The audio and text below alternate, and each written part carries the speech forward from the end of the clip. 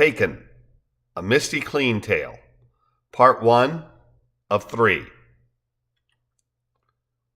Tired, hungry, and feeling lazy after a day of hiking with 35 plus pounds of child carrier strapped to my back, I announced that we'd give local Enrico Restaurante a try.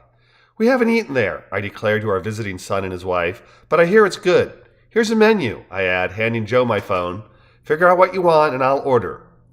Dinner for 4 selected. I phone in 2 eggplant parmesan, lemon pasta, and pasta bolognese.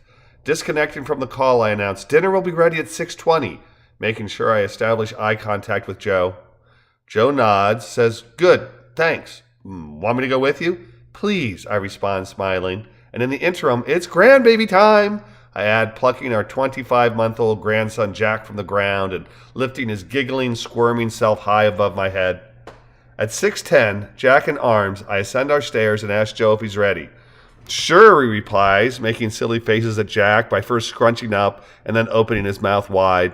"Just let me get my shoes on," he adds, grabbing them from the floor and slipping them on before rising from our bed. Once standing, Joe plucks Jack from my arms, puts his mouth on the back of his neck, and exhales long and hard, lips pressed to tender flesh, causing him to dance wildly and emit loud, silly noises. Jack laughs in rewarding delight. Joe kisses Jack's neck, my lips, places Jack on the ground, and then follows as I lead the way to our first floor, Joe reciting 1, 2, 3, all the way to 16 as he and Jack bump down the steps one at a time, Jack parodying Joe's numerals as they descend. On the first floor, I again pick Jack up in my arms, walk to the door that leads to our garage, rub my nose to his and ask, "Do you want to push the button?" referring to the button that opens the garage door. "Wait!" Joe commands. "The car's in the driveway, remember? We're going out the front door." "Oh, that's right. Sorry, buddy. I'll let you push the button when we get back, okay?" I ask, walking to the couch with Joe, who kisses Jack again before I hand him to Lizzie. "We should be back by 6:30, I declare, smiling, finger waving, and heading out the front door and down our 6 front porch steps, silently counting them off in deference to our Jack-educating number of steps recitation routine. The drive to Waverly Place takes mere minutes, and I pull around back, expecting to zip into one of the 15-minute-only parking spaces reserved for folks grabbing takeout, but find the half-dozen spots cordoned off with orange traffic cones and yellow tape. "What the heck is that about?" I ask. "Why have reserved spaces for takeout and then make them unavailable?"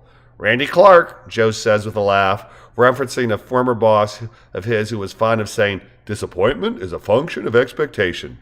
"Randy Clark," I agree, circling away from Waverly Plaza area and finding a lone space available in the near distance. Walking toward Enrico, we pass a sign warning of icy conditions, and I grab Joe's elbow, point at the sign with my head, and caution, "Don't slip," as we pass by. "Okay, thanks," he replies with a sage nod. "Pretty sure we're safe, though," he adds with a smile. "Not bad for the end of December, huh?" he asks as we walk by children playing on what are no doubt new for Christmas hoverboards.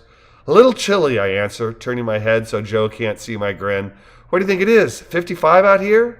"Probably. Right around there anyway," he responds, pointing towards Enrico's door and then stepping in front of me to hold it open. I smile my thanks, and a fit-looking, balding man in a sport coat asks us how many are in our party. "Oh, we're here for carryout," I respond. "Excellent," he says, smiling and nodding. "Mike will help you," he adds, motioning toward the bar with a palm toward the sky from the elbow expansive gesture. We thank him, tell Mike our name, and glance over the restaurant as we wait for our order.